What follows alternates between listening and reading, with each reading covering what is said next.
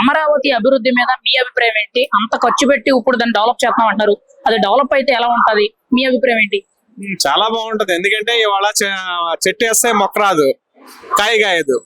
దాని విత్తనం నాటాలి, విత్తనం నుంచి చెట్టు అవ్వాలి, చెట్టు అయిన తర్వాత కాయలు పడాలి, అవి పండిన తర్వాత ఫలాలు వస్తాయి. ఇప్పుడే ఎందుకంటే ఒకప్పుడు చేసి ఉన్నాడు కాబట్టి ఆయన సైబరాబాద్ సిటీ సృష్టికర్త ఆయనే చేసి ఉన్నాడు కాబట్టి ఈ రోజు మెల్లిమెల్లిగా అవుతుంది.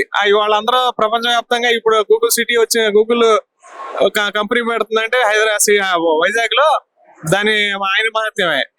వేరే వాళ్ళు ఎవరో ఎంతో మంది ఎన్నో రాష్ట్రాలు వెంటబడినా చేయలేదు.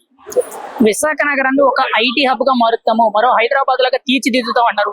అది ఎంత వరకు సాధ్యం? ఒకవేళ అలా జరిగితే ఫ్యూచర్ ఎలా ఉంటది అంటారు? చాలా బాగుంటది. ఎందుకంటే అవుతుంది. ఎందుకంటే వైజాగ్ సిటీ చాలా బాగుంటది అన్నిటికీ. మొన్నే మహిళలకు భద్రత అని చెప్పని ఒక సర్వే నిర్వహిస్తే దాని మీద టాప్ వచ్చింది. దాని వల్ల వైజాగ్ సిటీ కూడా చాలా బాగా ప్రశాంతమైన నగరం. దీనికి బాగా కనెక్టివిటీ అవుతుంది.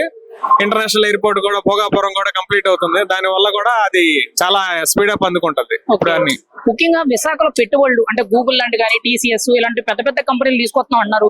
ఎంత వరకు సాధ్యం? ఇవి వస్తే యువతకు ఉద్యోగాలు దొరుకుతాయా? యువత భవిష్యత్తు ఎలా ఉంటది అంటారు?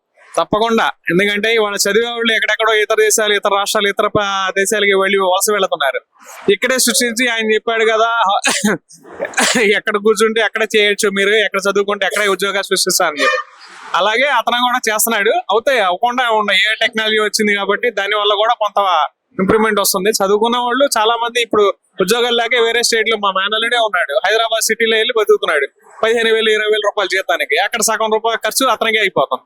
ఎందుకంటే ఇక్కడే సృష్టించి అదే 20,000 30,000 ఇక్కడే అంటే మనకే ఖర్చులు మిగులుతే మన స్టేట్ కి ఇన్కమ్ వస్తుంది, ట్యాక్స్ బెనిఫిట్స్ కూడా వస్తాయి. అవి 1 by 1 చేసుకుంటూ వస్తున్నారు. అవుతుంది.